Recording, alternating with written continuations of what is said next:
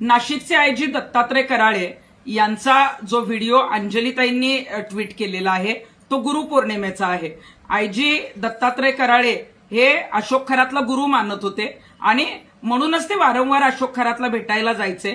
जेव्हा जेव्हा अशोक खरातचे कारनामे समोर यायला लागले, महिलांचं लैंगिक शोषणाचे पेनड्राईव्ह समोर येणार होते, तेव्हा जे जे लोक ते समोर आणणार होते त्यांच्यावर गुन्हे दाखल करायचे, पेनड्राईव्ह गायब करायचा, हे सुद्धा काम आयजी दत्तात्रय कराळेंच्या माध्यमातून डिसेंबर 2025 ला याआधी झालेलं आहे। जेव्हा दिंडोरीच्या आश्रमामध्ये, अण्णा मोरेंच्या आश्रमामध्ये वाल्मिक कराड 2 दिवस मुक्कामाला होता, संपूर्ण महाराष्ट्र आणि पोलीस दल त्याला शोधत होतं, त्यावेळेला सुद्धा 2 दिवस तो जो मुक्कामाला होता तेव्हा दिंडोरी आश्रमातले जे व्हिडिओ डिलीट करण्यात आले ते सुद्धा कुणी केले तर आयजी दत्तात्रय कराळेंनी केलेत। त्यामुळे या प्रकरणात खराच्या तर चौकशी झालीच पाहिजे, कारण 18 कॉलचं तर रेकॉर्ड आलंय, परंतु दत्तात्रय कराळेंना माहित होतं की कुठंतरी आता हे सगळं बाहेर येणार आहे, त्यामुळे वेगवेगळ्या मोबाईल मधून सुद्धा त्यांनी बरेच कॉल केले असतील, ते शेकडो कॉल असतील। आणि आता अशोक खरात प्रकरणामध्ये दत्तात्रय कराळेंची चौकशी झाली पाहिजे। आणि संतोष देशमुखच्या प्रकरणात सुद्धा